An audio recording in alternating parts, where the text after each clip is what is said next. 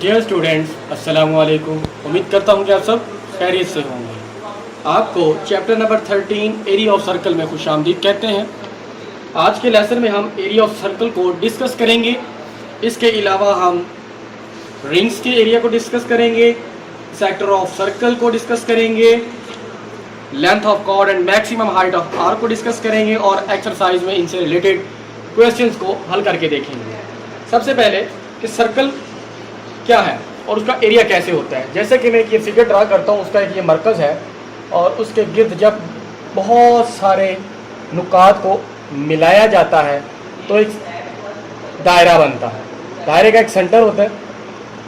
अगर इसको एक किनारे से दरमियान से होते उसके मरकज़ से होते हुए दूसरे किनारे तक मिला दें तो ये वाली जो हिस्सा होगा इसको हम डायमीटर कहें। इसके सेंटर से बाहर वाले किनारे तक का जो फासला होता है इसको हम रेडियस कहते हैं।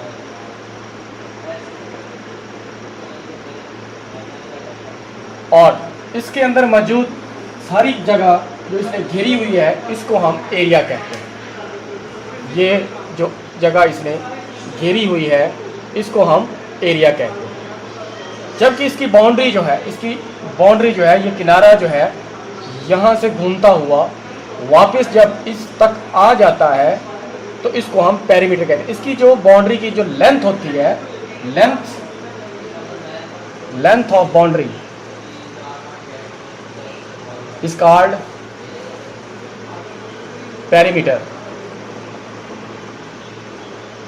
Of circle. इसके डिफरेंट हिस्से भी बनाए जा सकते हैं। जैसा कि ये हमारे पास एक सर्कल था, अगर इसी के अंदर ये मैं सर्कल बना रहा हूँ, ये इसका मरकज़ है, मरकज़ से बाहर की जानिब हमने इसको मिलाया, फिर इसको हम यहाँ पे मिलाते हैं। अब ये जो एरिया है इसको मैंने ये हाईलाइट किया है, ये एरिया इसका सेक्टर कहलाता है। Sector of the circle. और इसकी जो लेंथ होती है आर्क की, यहाँ से लेकर यहाँ तक का फासला, ये लेंथ ऑफ आर्क कहलाता है। Length of arc. और ये एरिया ऑफ सेक्टर कहलाता है। तो ये इसका मरकज और इसके दरमियान ये एक एंगल भी होता है, इसको थीटा कहते हैं। सर्कल की पैमाइश जो है वो एंगल में की जाती है। ये रेडियन में भी हो सकता है, डिग्री मेजरमेंट्स में भी हो सकता है, जिसको सेक्साडेसिमल इंग्लिश सिस्टम भी कहते हैं। इसके अलावा इसके मुख्तलिफ और हिस्से भी हो सकते हैं, लेकिन उनको डिस्कस करने से पहले मैं सिंपल सर्कल का एरिया फाइंड करने का फार्मूला बयान करता हूँ। अगर हमारे पास इसका रेडियस दिया गया हो तो हम कौन सा फार्मूला इस्तेमाल करेंगे? तो उसका फार्मूला कुछ यूँ है, जब हमारे पास एरिया मालूम करना हो सर्कल का, पाई आर स्क्वायर, जब हमारे पास रदास दिया गया होगा।